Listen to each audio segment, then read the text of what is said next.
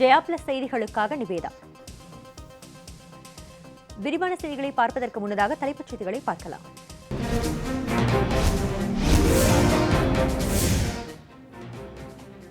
தமிழகத்தில் புதிதாக பிரிக்கப்பட்ட மாவட்டங்களில் இடம்பெற்றுள்ள தொகுதிகள் விவரம் தேர்தல் ஆணையம் வெளியீடு.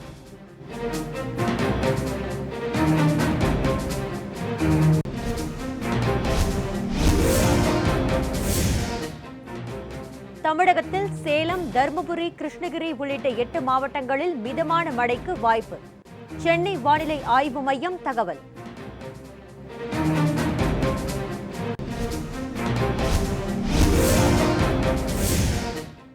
கொரோனா பரவல் பாரம்பரிய பண்டிகைகளின் மீதான நம்பிக்கையை குறைக்கவில்லை. துர்கா பூஜை விழாவை காணொலியில் திறந்து வைத்து பிரதமர் பேச்சு.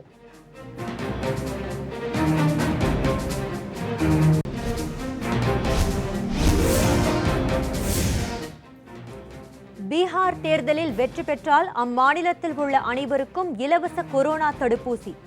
கவர்ச்சிகரமான தேர்தல் அறிவிப்புகளை வெளியிட்டது பாஜக.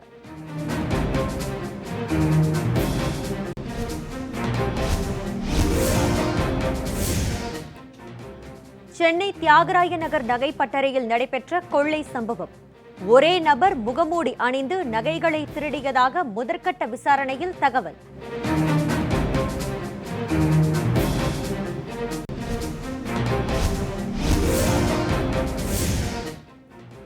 இந்தியாவின் பொருளாதாரம் மறுமலர்ச்சியின் வாசலில் உள்ளது.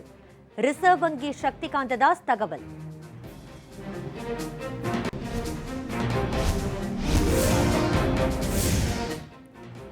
ஒகேனக்கல் சுற்றுலா தலத்தில் சுற்றுலா பயணிகளுக்கு அனுமதி.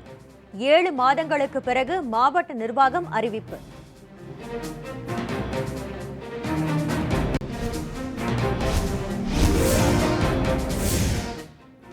தென்காசி மாவட்டத்தில் பணியாணை வழங்காமல் அரசு பணிகள் நடைபெறுவது எப்படி? விளக்கம் அளிக்க தமிழக அரசுக்கு சென்னை உயர்நீதிமன்ற மதுரை கிளை உத்தரவு.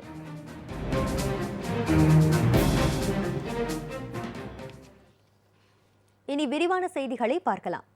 தமிழகத்தில் புதிதாக பிரிக்கப்பட்ட மாவட்டங்களில் இடம்பெற்றுள்ள சட்டமன்ற தொகுதிகளின் விவரங்களை தேர்தல் ஆணையம் வெளியிட்டுள்ளது.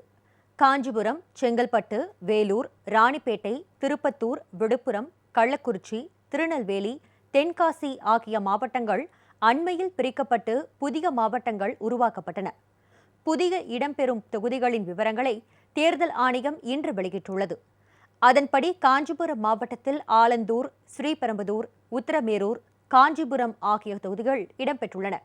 செங்கல்பட்டு மாவட்டத்தில் சோழிங்கநல்லூர், பல்லாவரம், தாம்பரம், செங்கல்பட்டு, திருப்போரூர், செய்யூர், மதுராந்தகம் தொகுதிகள் இடம்பெற்றுள்ளன.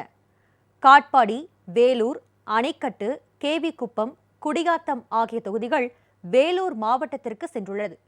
ராணிப்பேட்டை மாவட்டத்தில் அரக்கோணம், சோளிங்கர், ராணிப்பேட்டை, ஆற்காடு ஆகிய தொகுதிகள் உள்ளன. திருப்பத்தூர் மாவட்டத்தில் வாணியம்பாடி, ஆம்பூர், ஜோலார்பேட்டை, திருப்பத்தூர் ஆகிய சட்டமன்ற தொகுதிகள் இடம்பெற்றுள்ளது. செஞ்சி, மயிலம், திண்டிவனம், வானூர், விழுப்புரம், விக்கிரவாண்டி, திருக்கோவிலூர் ஆகிய தொகுதிகள் விழுப்புரம் மாவட்டத்தில் அடங்கும். கள்ளக்குறிச்சி மாவட்டத்தில் உளுந்தூர்பேட்டை, ரிஷிவந்தியம், சங்கராபுரம், கள்ளக்குறிச்சி ஆகிய தொகுதிகள் இடம்பெற்றுள்ளது. திருநெல்வேலி மாவட்டத்தில் திருநெல்வேலி, அம்பாசமுத்திரம், பாளையங்கோட்டை, நாங்குநேரி, ராதாபுரம் ஆகிய தொகுதிகள் அடங்கும். தென்காசி மாவட்டத்தில் சங்கரன்கோவில், வாசுதேவநல்லூர், கடையநல்லூர், தென்காசி, ஆலங்குளம் ஆகிய தொகுதிகள் இடம்பெறுவதாக தேர்தல் ஆணையம் வெளியிட்டுள்ள அறிவிப்பில் தெரிவிக்கப்பட்டுள்ளது.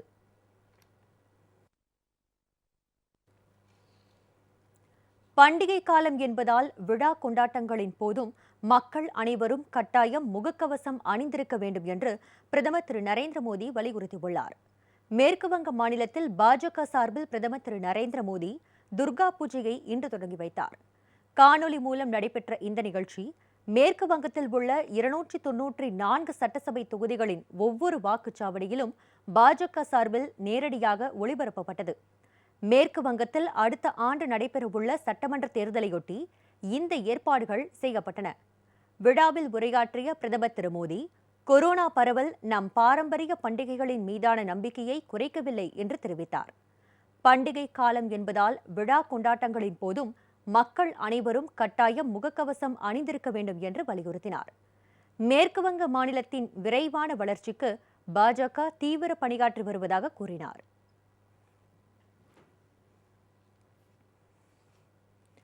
பீகார் சட்டசபை தேர்தலையொட்டி பாரதிய ஜனதா கட்சியின் தேர்தல் அறிக்கை இன்று வெளியிடப்பட்டது. தேர்தலில் வெற்றி பெற்றால் பீகார் மக்கள் அனைவருக்கும் இலவச கொரோனா தடுப்பூசி வழங்கப்படும் என அறிவிக்கப்பட்டுள்ளது. 243 உறுப்பினர்களை கொண்ட பீகார் சட்டசபைக்கு வரும் 28ஆம் தேதி முதல் 3 கட்டங்களாக தேர்தல் நடைபெறவுள்ளது. நவம்பர் மாதம் 10ஆம் தேதி வாக்குகள் எண்ணப்பட்டு முடிவுகள் வெளியாகின்றன. முதலமைச்சர் திரு நிதிஷ்குமார் தலைமையிலான ஐக்கிய ஜனதா தளம் பாஜக கூட்டணி மீண்டும் கூட்டணி அமைத்து தேர்தலை எதிர்கொள்கிறது. இந்நிலையில் பீகார் சட்டசபை தேர்தலுக்கான தேர்தல் அறிக்கையை மத்திய நிதியமைச்சர் திருமதி நிர்மலா சீதாராமன் பாட்னாவில் இன்று வெளியிட்டார். தேர்தல் அறிக்கையில் பீகார் மாநில சட்டப்பேரவை தேர்தலில் பாஜக கூட்டணி வெற்றி பெற்றால் அனைவருக்கும் இலவச கொரோனா தடுப்பூசி வழங்கப்படும் என தெரிவிக்கப்பட்டுள்ளது. கிராமங்கள் மற்றும் நகரங்களில் வளர்ச்சிப் பணிகள், தொழிற்சாலைகள், கல்வி மற்றும் வேளாண் திட்டங்களை மேம்படுத்த நடவடிக்கை எடுக்கப்படும் எனவும் தெரிவிக்கப்பட்டுள்ளது. பீகார் மாநில இளைஞர்களுக்கு தகவல் தொழில்நுட்பம் சார்ந்த வேலைவாய்ப்புகளை அளிக்க உறுதி செய்யப்படும் என்றும் தெரிவிக்கப்பட்டுள்ளது. பீகாரில் நகர், கிராமங்களில் 2022ஆம் ஆண்டிற்குள் சுமார் 30 லட்சம் மக்களுக்கு வீடுகள் கட்டிக் கொடுக்கப்படும் எனவும் தெரிவிக்கப்பட்டுள்ளது. மருத்துவம் மற்றும் பொறியியல் படிப்புகள் ஹிந்தி மொழியில் கற்பிக்கப்படும் எனவும் பாஜக தேர்தல் அறிக்கையில் தெரிவிக்கப்பட்டுள்ளது.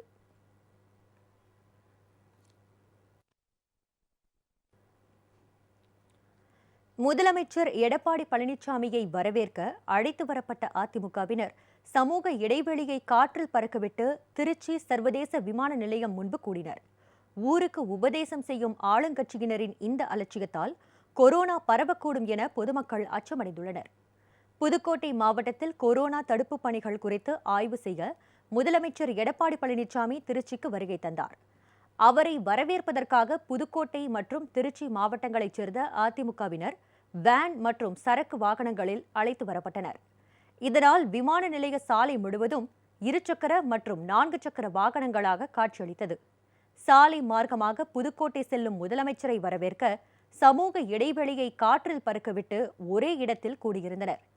ஊருக்கு உபதேசம் செய்யும் ஆளுங்கட்சியினர் சமூக இடைவெளியை பின்பற்றாமல் இருப்பது கொரோனா பரவலுக்கு வழிவகுக்கும் என பொதுமக்கள் அச்சம் தெரிவித்துள்ளனர்.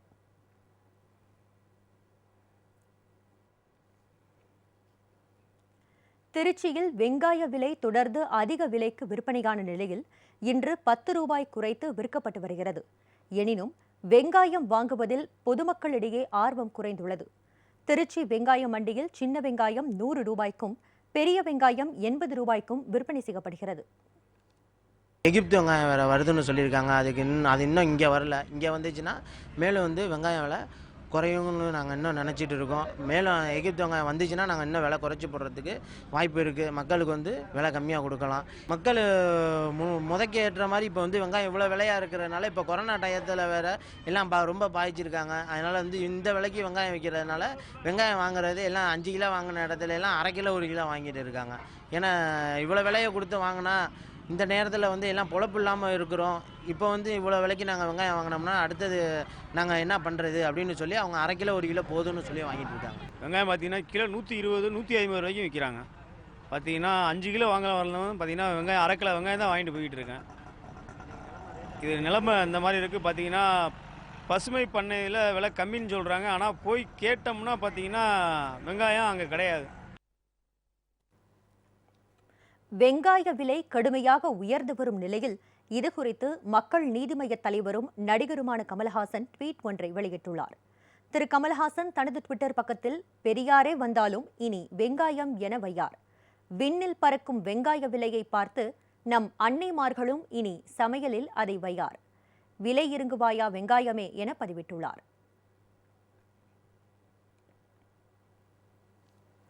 சென்னை தியாகராய நகரில் உள்ள நகைப்பட்டறையில் 2.5 கோடி ரூபாய் தங்கம் மற்றும் வைர நகைகளை முகமூடி அணிந்த ஒருவர் மட்டுமே கொள்ளையடித்துள்ளது விசாரணையில் தெரியவந்துள்ளது. சென்னை தியாகராய நகர் மூசா தெருவில் திரு ராஜேந்திரநாத் என்பவரது நகைப்பட்டறையில் இருந்து சுமார் 2.5 கோடி ரூபாய் மதிப்பிலான தங்கம், வைர நகைகள் கொள்ளையடிக்கப்பட்ட சம்பவம் குறித்து தனிப்படை போலீசார் விசாரணை மேற்கொண்டு வருகின்றனர். கண்காணிப்பு கேமராக்களை வைத்து ஆய்வு செய்ததில் ராஜேந்திரநாத்தின் வீட்டில் கொள்ளையடித்தது ஒருவர் மட்டும்தான் என்பது தெரியவந்துள்ளது. கொள்ளையடித்த நபர் முகமூடி அணிந்தபடி வீட்டிற்கு செல்லும் காட்சிகள் கிடைத்துள்ளன. இதன் அடிப்படையில் போலீசார் தீவிர விசாரணையில் ஈடுபட்டு வருகின்றனர்.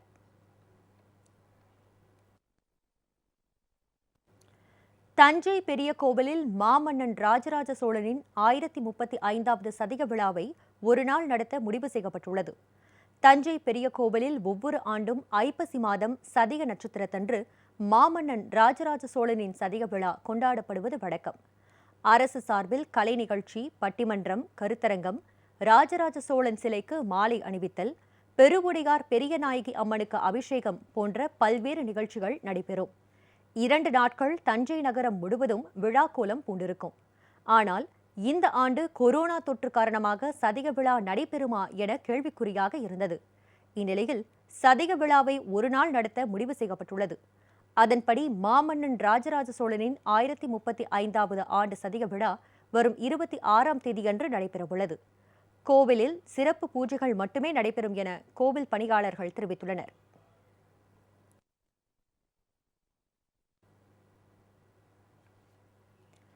கர்நாடகா மற்றும் ஒடிஷா மாநில கடலோர பகுதிகளில் கனமழை பெய்யக்கூடும் என்று இந்திய வானிலை ஆய்வு மையம் எச்சரிக்கை விடுத்துள்ளது. வரும் 24ஆம் தேதி வரை வடக்கு வங்கக்கடல் பகுதிக்கு செல்ல வேண்டாம் என்று மீனவர்களுக்கு அறிவுறுத்தப்பட்டுள்ளது. வங்கக்கடலில் நிலை கொண்டுள்ள ஆழ்ந்த காற்றழுத்த தாழ்வு பகுதி அடுத்த 12 மணி நேரத்தில் காற்றழுத்த தாழ்வு மண்டலமாகவும் 24 மணி நேரத்தில் ஆழ்ந்த காற்றழுத்த தாழ்வு மண்டலமாகவும் மாறக்கூடும் என இந்திய வானிலை ஆய்வு மையம் தெரிவித்துள்ளது.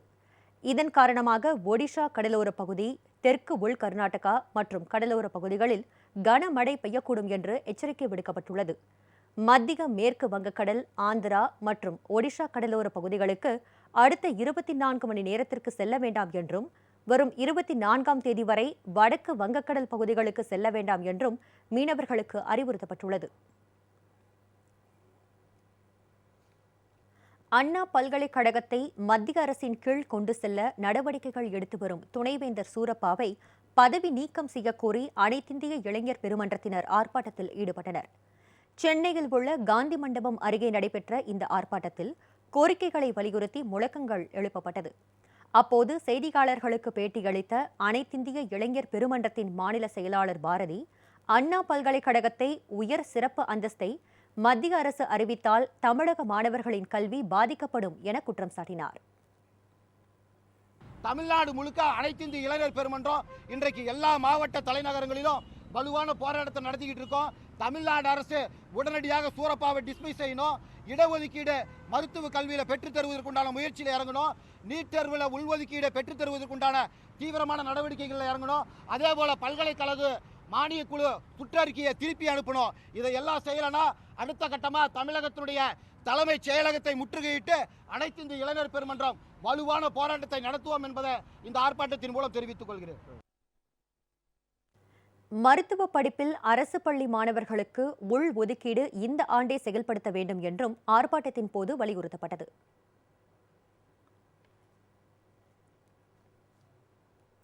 ராமநாதபுரம் மாவட்டம் கமுதி அருகே முன்பகை காரணமாக ஊரை விட்டு விலக்கி வைத்தவர்கள் மீது நடவடிக்கை எடுத்திடக் கோரி பாதிக்கப்பட்டவர்கள் மாவட்ட ஆட்சியரிடம் புகார் மனு அளித்தனர்.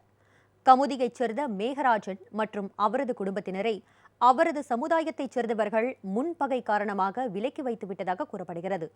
இதனால் கடைகளில் பொருட்கள் வாங்க முடியாமலும் எந்த நிகழ்ச்சிகளிலும் பங்கேற்க முடியாமலும் மன உளைச்சலுக்கு ஆளாகி இருப்பதாக பாதிக்கப்பட்டவர்கள் கவலை தெரிவிக்கின்றனர். எனவே தங்களை ஊரை விட்டு விலக்கி வைத்திருப்பவர்கள் மீது நடவடிக்கை எடுக்க கோரி மாவட்ட ஆட்சியரிடம் புகார் மனு அளித்தனர். ராஜன் கம்மியிலிருந்து வந்திருக்கேன். இவர் நாடாளுமன்ற ட்ரஸ்டியாக இருந்தேன் 17 to 20. அதில் வந்து அதுக்கு முந்தைய அந்த பிள்ளை முத்துக்குமாருங்கிறவர் நிறையா ஊழல் பண்ணியிருந்தார். அதை வந்து தட்டி கேட்டான். அதுவும் சரியான முறையில் இது பண்ணல. அவர் அதுலேருந்து அவருக்கு நமக்கு பிடிக்கல. எங்கள் போர்டு முடிஞ்ச உடனே அவர் இப்போ பொறுப்புக்கு வந்தோடனே எங்களை வந்து பழிவாங்க நோக்கில் வந்து ரொம்ப டார்ச்சர் பண்ணுறாரு. இப்போ ஊரில் எல்லாம் இப்போ முடிவு பண்ணி எங்களை ஊரை விட்டு தள்ளி வச்சுருக்காங்க. எங்களை எங்கள் வீட்டுக்காரமாக எங்கள் மாமனார் குடும்பம் எல்லாத்தையுமே எந்த பொருளும் எங்களால் வாங்க முடியல. எங்களால் வியாபாரம் பார்க்க முடியல. யார்கிட்டையும் பேச முடியல. பக்கத்து வீட்லையும் பேச முடியல. பக்கத்து கடைக்காரங்க பேச மாட்டுறாங்க. எந்த பொருள் வாங்க முடியல. எங்கள் மாமனார் உடம்பு சரியில்லாமல் இருக்குது. மாத்திரை கூட வாங்க முடியல. எங்களால் எங்களுக்கு நல்ல ஒரு முடிவு எடுத்து தரணும். எங்கள் குடும்பத்தை வந்து ஊரை விட்டு ஒதுக்கி வச்சுருக்காங்க. அந்த காரணத்தை காட்டி என்னை வந்து கிரவுண்டில் வந்து காலையிலேருந்து ஈவினிங் வரைக்கும் அங்கே தனியாக இருக்க சொல்கிறாங்க. கிரவுண்டு வந்து 1 கிலோமீட்டர் தூரத்தில் இருக்குது. அது மாதிரி ஸ்கூலுக்குள்ளே வந்தால் ஸ்கூலில் வந்து நீங்கள் வெளியில் போய் உட்காருங்க, கீழே உட்காருங்க, அந்த மாதிரி சொல்கிறாங்க. ஹெச்எம் வந்து ரொம்ப டார்ச்சர் பண்ணுறாங்க. இதனால் எனக்கு ரொம்ப மன உளைச்சலாக இருக்குது. ரொம்ப உடல் ரீதியாகவும் மன ரீதியாகவும் எனக்கு ரொம்ப வருத்தமாக இருக்குது. ஸ்கூலில் வந்து நான் உடற்கல்வி ஆசிரியராக இருக்கேன். நான் 10 வருஷமாக வந்து அங்கே வந்து இதில் வேலை பார்த்துருக்கேன். இப்போ வந்து அப்பாயின்மெண்ட் ஆகி வேலை பார்த்துட்ருக்கேன். என்னை வந்து ரொம்ப டார்ச்சர் பண்ணுறாங்க. ஹெச்எம் வந்து ரொம்ப டார்ச்சர் பண்ணுறாங்க. மத்திய மேற்கு வங்கக்கடல் பகுதியில் காற்றழுத்த தாழ்வு மண்டலம் காரணமாக வட தமிழகம், புதுச்சேரி, காரைக்காலில் ஒரு சில இடங்களில் மிதமான மழை பெய்ய வாய்ப்புள்ளதாக சென்னை வானிலை ஆய்வு மைய இயக்குநர் திரு புவியரசன் தெரிவித்துள்ளார். சென்னை மற்றும் புறநகர் பகுதிகளில் அடுத்த 48 மணி நேரத்திற்கு வானம் ஓரளவு மேகமூட்டத்துடன் காணப்படும். நகரின் ஓரிரு இடங்களில் லேசான மழை பெய்யக்கூடும். அதிகபட்ச வெப்பநிலை 33, குறைந்தபட்சம் 26 டிகிரி செல்சியஸ் ஒட்டி இருக்கும். காற்றழுத்த தாழ்வு மண்டலத்தின் காரணமாக சூறாவளி காற்று மணிக்கு 45 to 55 கிலோமீட்டர் வேகத்தில் மத்திய மேற்கு வங்கக்கடல் மற்றும் அதனை ஒட்டிய வடக்கு வங்கக்கடல், ஒரிசா கடற்கரை, வடக்கு ஆந்திர கடற்கரை பகுதிகளில் வீச வாய்ப்பு இருப்பதால் மீனவர்கள் அடுத்த 2 நாட்களுக்கு இப்பகுதிகளுக்கு செல்ல வேண்டாம் என்று அறிவுறுத்தப்படுகிறார்கள். நாடு முழுவதும் இதுவரை 9,86,00,000 பேருக்கு கொரோனா பரிசோதனை நடத்தப்பட்டுள்ளதாக இந்திய மருத்துவ ஆராய்ச்சி கவுன்சில் தெரிவித்துள்ளது. இந்தியாவில் கொரோனா வைரஸால் பாதிக்கப்பட்டோர்களின் எண்ணிக்கை 77 லட்சத்தை கடந்துள்ளது. வைரஸ் தொற்றால் அதிகம் பாதிக்கப்பட்ட மாநிலங்கள் பட்டியலில் மகாராஷ்டிரா தொடர்ந்து முதல் இடத்திலும், ஆந்திரா 2ஆம் இடத்திலும், கர்நாடகா 3ஆம் இடத்திலும் உள்ளன. இந்நிலையில் ஒட்டுமொத்தமாக அனைத்து மாநிலங்களிலும் நேற்று வரை 9,86,70,363 பேரின் இரத்த மாதிரிகள் கொரோனா வைரஸ் தொற்றுக்காக பரிசோதனை செய்யப்பட்டுள்ளதாக இந்திய மருத்துவ ஆராய்ச்சி கவுன்சில் தெரிவித்துள்ளது. நேற்று ஒரே நாளில் மட்டும் 14,69,984 பரிசோதனைகள் மேற்கொள்ளப்பட்டதாக தெரிவிக்கப்பட்டுள்ளது. சென்னை அம்பத்தூரை அடுத்த அத்திப்பட்டு பகுதியில் 2 கோடி ரூபாய் மதிப்பிலான தனது நிலத்தை அபகரிக்க காவல் ஆய்வாளர் மற்றும் தனியார் நிறுவனத்தினர் முயற்சி மேற்கொள்வதாக பாதிக்கப்பட்ட நபர் மாவட்ட ஆட்சியர் அலுவலகத்தில் புகார் மனு அளித்துள்ளார். சென்னை அம்பத்தூர் அடுத்த அத்திப்பட்டு பகுதியில் பாரதிதாசன் என்பவருக்கு சொந்தமான 2 கோடி ரூபாய் மதிப்பிலான காலி மனை உள்ளது. இந்நிலையில் வீட்டின் அருகே தனியார் நிறுவன கட்டுமான பணிகள் நடைபெற்று வருவதாகவும் அதற்காக தங்களது காலிமனையில் ஒரு பகுதியை சட்டவிரோதமாக ஆக்கிரமிப்பு செய்து சுற்றுச்சுவர் அமைத்து வருவதாகவும் அம்பத்தூர் தொழிற்பேட்டை காவல் நிலையத்தில் திரு பாரதிதாசன் புகார் அளித்துள்ளார். இதுகுறித்து விசாரித்த ஆய்வாளர் பரணிதரன் அன்பு என்ற ரவுடியுடன் சேர்ந்து தனியார் நிறுவனத்திற்கு ஆதரவாக செயல்பட்டதுடன் பாரதிதாசனை தாக்கி மிரட்டியதாகவும் கூறப்படுகிறது. எனவே தங்களுக்கு சொந்தமான 2 கோடி ரூபாய் மதிப்பிலான நிலத்தை மீட்டுத் தரும்படி திருவள்ளூர் மாவட்ட ஆட்சியர் அலுவலகத்தில் பாரதிதாசன் தனது குடும்பத்தினருடன் புகார் மனு அளித்துள்ளார். எங்கள் தாத்தாக்கு அப்பா காலத்துலேருந்து நாங்கள் இவ்வளோ காலமாக வாழ்ந்துக்கிறோம். இப்போது இடையில ஒரு 2 ஆண்டு காலமாக என்னை ரொம்ப டார்ச்சர் பண்ணுறாங்க. கம்பெனிக்காரங்க இடம் அதை கல் போட்டு விடுன்னு. இதை நான் 2-4-5 வாட்டி மேல் மனு பண்ணிட்டேன். எந்த பொசிஷனும் எடுக்கல. தாசில்தாருக்கு லெட்ரு வச்சிட்டேன். அவரும் சர்வர் எனக்கு எந்த பதிலும் சொல்லலை. நானும் 3-4 வாட்டி பணம் கட்டிட்டேன் சர்வருக்கு. அவர் என் இடம் எங்கே இருக்குதுன்னு சொல்லலை. இப்போ நான் இடையில போயிட்டு இப்போ கேட்கும்போது அது உன் இடம் இல்லை, அப்போ என் இடம் எங்கே இருக்குதுன்னு கேட்கும்போது அவர் எனக்கு எந்த பதிலும் ஆன்சரும் சொல்லாத போயிட்டாங்க. எந்த ஒரு ஆன்சரும் சொல்லாத போயிட்டாங்க. அந்த சொல்லிட்டு போயிட்டோன்னே இந்த ஒரு மாத காலமாக ரவுடி அன்புன்றவரும் அம்பத்தூர் எஸ்டேட்டை சேர்ந்த இன்ஸ்பெக்டர் பரணிதரன்றவரும் உன்னை பொழி வழக்கு போட்டுருவேன், அந்த ரவுடியை வச்சு உன்னை காலி பண்ணிடுவேன் அப்படின்னு இவங்க 2 பேரும் எனக்கு தனிக்காக டார்ச்சர் பண்ணி மிரட்டுறாங்க. கல் போட விட மாட்டேன்னு. நேற்று 100 போலீஸ் கிட்ட இறக்கி என் இடத்த ஆக்கிரமம் பண்ணி கொட்டாலாம் உடச்சிட்டு காம்பவுண்டு போட்டுங்கிறாங்க. அவர் ஒரு இன்ஸ்பெக்டரு நான் இவ்வளோ காலமாக வாழ்ந்துங்கிறேன். ஒரு 100 போலீஸ் இறக்கி அந்த ரவுடிக்கு பாதுகாப்பு கொடுத்து காம்பவுண்டு போடுங்கிறேன். என் வீட்டு இடத்துக்கு தகராறு பண்ணி கம்பெனிக்காரன் என் வீட்டு இடம்னு சொன்னேன். நான் போய் கம்ப்ளைண்ட் கொடுத்தேன். கம்ப்ளைண்ட் கொடுத்த உடனே படித்து பார்த்துட்டு இது உன்னுடைய இடம் இல்லைம்மா, அது கம்பெனிக்கார இடம். என் புள்ளைய கூப்பிட்டு என்ன நீ கல் போட விட மாட்டேங்கிற, உன்னை உதச்சி மெதிச்சு ஜெயிலில் போட்டுறா பண்ணுறேன் பாரு அப்படின்னா. அதே அன்பு உன்னை வெட்டி போட்டுருவேன், கல் போட விடு ஒன்று மூணு வேனு போலீஸ் எல்லாம் ரவுண்ட் அடிச்சு கல் போட்டாங்க, எங்களை எதிர்த்து கல் போட்டு வேலை நடக்குது எங்கள் வீட்டு இடத்துல. ஆனால் அவன் கம்பெனிக்காரன் 57, எங்களது 58. அவன் என்ன பண்ணால் போலீஸ்லாம் ரவுண்ட் பண்ணி அவன் என்னென்ன என் பிள்ளை கலக்கிற டாக்குமெண்ட்ஸை வாங்கி அந்த இன்ஸ்பெக்டரு அதை வச்சு எல்லாத்தையும் பண்ணி அந்த அனுப்புன்றவனை வச்சு பண்ணி உங்கள் இடம் இல்லைன்ட்டு எங்களை போலீஸை வச்சு அடிக்க வந்து கம்பெனிக்கார இடம்னு இப்போ காமெண்ட் போடுறாங்க. புதுச்சேரியில் இன்று முதல் தனியார் பேருந்துகள் இயக்கப்படுகின்றன. புதுச்சேரியில் ஊரடங்கு தளர்வுகளுக்கு பிறகு சாலை வரி தொடர்பாக அரசு முடிவு செய்யாததால் பேருந்துகளை இயக்க தனியார் பேருந்து உரிமையாளர்கள் முன்வரவில்லை. இந்நிலையில் 2 காலாண்டிற்கான சாலை வரியை தள்ளுபடி செய்வதாக புதுச்சேரி அரசு தெரிவித்துள்ளது. இதனை ஏற்று தனியார் பேருந்துகள் இன்று முதல் இயக்கப்படுகின்றன. எனினும் ஒரு சில பேருந்துகள் மட்டுமே இயங்கின.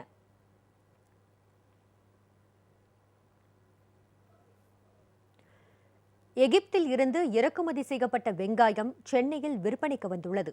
எகிப்தில் இருந்து கப்பல் மூலம் தமிழகத்திற்கு சுமார் 140 டன் வரை வெங்காயம் இறக்குமதி செய்யப்பட்டு இருப்பதாக தகவல் வெளியாகியுள்ளது. மொத்த சந்தையில் 1 கிலோ 50 ரூபாய் முதல் 60 ரூபாய் வரை எகிப்து வெங்காயம் விற்பனை செய்யப்படுகிறது. இன்னைக்கு பார்த்தீங்கன்னா 80 ரூபாய்க்கு ரொம்ப நல்ல சரக்கு ஹோல்சேலில் கிடைக்குது. 70 to 80 ரூபாய்க்கு நல்ல சரக்கு கொடுக்குறாங்க. அதே மாதிரி உங்களுக்கு இன்னும் கர்நாடகா, ஆந்திரா சரக்கெல்லாம் இன்னும் கம்மி விலையில் கிடைக்குது. 50 to 60 ரூபாய் அந்த லெவல்லையும் வெங்காயம் கிடைக்குது. மகாராஷ்டிரா சரக்கு மட்டும் பழைய சரக்கு நல்ல திடமான சரக்கு 70 to 80 ரூபாய்க்கு போயிட்டு இருக்குது. இது பத்தாமல் இப்போ நமக்கு ஆப்கானிஸ்தான், கஜகஸ்தான், ஈரான், அப்புறம் பார்த்திங்கன்னா எகிப்து, இந்த மாதிரி எல்லா இடத்துலேருந்தும் வெங்காயம் நிறைய புக்காகி வந்துட்டுருக்குது. தொடர்ந்து பாம்பேக்கு வர ஆரம்பிச்சிச்சு, தூத்துக்குடிக்கும் வர ஆரம்பிக்கும், சென்னை போர்ட்டுக்கும் வர ஆரம்பிக்கும். அப்படி வருகின்ற பொழுது இந்த வெங்காயத்தினுடைய விலைகள் கணிசமாக குறைவதற்கு வாய்ப்பு இருக்குது. இனி தமிழக நிகழ்வுகள் சிலவற்றை விரைவுச் செய்திகளாக பார்க்கலாம். தென்காசி மாவட்டத்தில் அரசு பணிகளுக்கு பணி ஆணை வழங்கப்படாமல் எவ்வாறு பணிகள் நடைபெறுகின்றன என உயர்நீதிமன்ற மதுரை கிளை கேள்வி எழுப்பியுள்ளது. தென்காசி மாவட்டத்தில் பல்வேறு பணிகளுக்காக டெண்டர் விடப்பட்டது. 9 பணிகளுக்கான பணி ஆணை வழங்கப்பட்டுள்ள நிலையில் மீதம் உள்ள 4 பணிகளையும் பணி ஆணை பெறாமல் ஒரே தனியார் நிறுவனம் எடுத்து வேலைகளை செய்து வருகிறது. இதுகுறித்த மனுவை விசாரித்த நீதிபதிகள் கல்யாண சுந்தரம், அப்துல் குதூஸ் அரசு தரப்பில் விளக்கம் பெற்று தெரிவிக்க உத்தரவு பிறப்பித்து விசாரணையை வரும் 28ஆம் தேதிக்கு ஒத்திவைத்தனர். ராணிப்பேட்டை மாவட்டம் சோளிங்கரில் 50 அடி ஆழ கிணற்றில் விழுந்த பசுமாட்டை தீயணைப்புத் துறையினர் நீண்ட நேரம் போராடி உயிருடன் மீட்டனர்.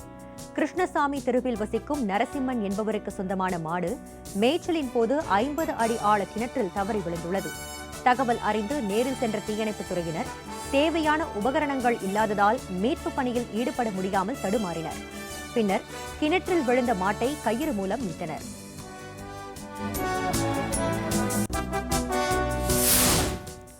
தூத்துக்குடி மாவட்டத்தில் கொரோனா பாதிப்பு வெகுவாக குறைந்துள்ளது. மாவட்டத்தில் இன்று 17 பேருக்கு மட்டுமே தொற்று உறுதி செய்யப்பட்டுள்ளது. இதுவரை கொரோனா தொற்றால் பாதிக்கப்பட்ட 14,593 பேரில் 13,964 பேர் சிகிச்சையில் குணமடைந்து வீடு திரும்பியுள்ளனர். கொரோனா தொற்றுக்கு இதுவரை 126 பேர் உயிரிழந்துள்ளனர்.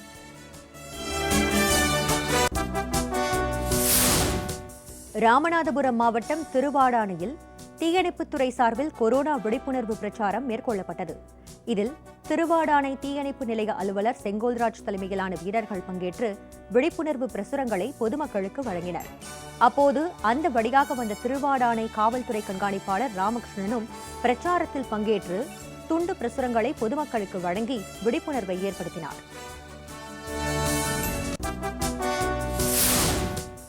ராமநாதபுரம் மாவட்டம் பரமக்குடியில் விறகு கறி ஏற்றுமதி பாதிக்கப்பட்டுள்ளதால் 1,00,000 மூட்டைகள் தேக்கமடைந்துள்ளது. பரமக்குடி, பார்த்திபனூர், சாயல்குடி, கடலாடி உள்ளிட்ட பகுதிகளில் கறி மூட்டம் போடும் தொழிலில் ஏராளமானோர் ஈடுபட்டு வருகின்றனர். அரசு மற்றும் பட்டா நிலங்களில் வளரும் சீமை கருவேல மரங்களை குத்தகைக்கு எடுத்து கறி மூட்டம் போடப்படுகிறது. இதில் இருந்து பிரித்தெடுக்கப்படும் கறி மூட்டைகளில் அடைத்து விற்பனை செய்யப்படுகிறது.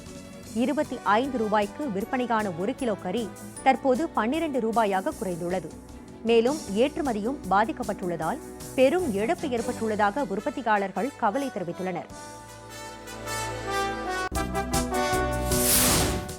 நாமக்கல் மாவட்டம் திருச்செங்கோடு அருகே சாலை விபத்தில் 2 உயிரிழந்தனர். திருச்செங்கோட்டில் தனியார் கல்லூரியில் உதவி பேராசிரியராக பணிபுரிந்த கமல் என்பவர் தனது மாமனார் ரங்கநாதன் உட்பட 5 பேருடன் காரில் ஈரோடு சென்று கொண்டிருந்தார்.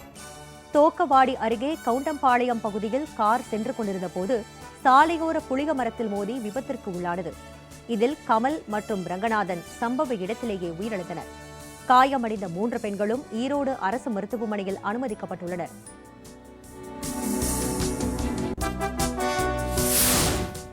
ராணிப்பேட்டை அருகே மின் கம்பத்தை பழுது பார்த்துக் கொண்டிருந்த போது மின்சாரம் தாக்கி மின் வாரிய பணியாளர் உயிரிழந்தார். மகாவீர் நகர் பகுதியைச் சேர்ந்த வாசுதேவன் என்பவர் ஆற்காடு மின்சார வாரியத்தில் பணியாளராக பணிபுரிந்து வந்தார். நேற்று ஆற்காடு மின்கம்பத்தில் பழுது பார்த்துக் கொண்டிருந்த போது மின்சாரம் தாக்கியதில் வாசுதேவன் பலத்த காயமடைந்தார். பின்னர் அரசு மருத்துவமனையில் சிகிச்சை பலனின்றி உயிரிழந்தார்.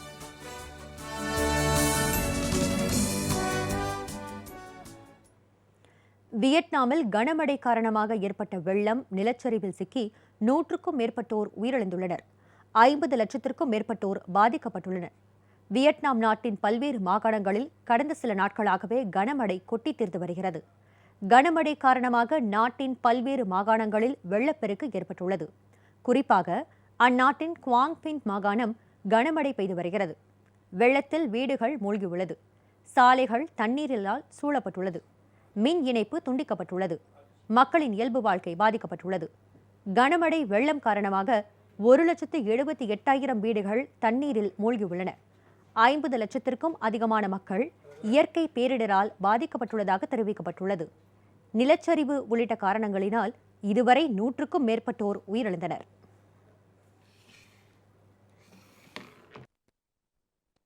இத்துடன் செய்திகள் நிறைவடைந்தன. அடுத்தடுத்த நிகழ்வுகளுக்கு தொடர்ந்து பாருங்கள் ஜெயா பிளஸ் செய்தி சேனலை.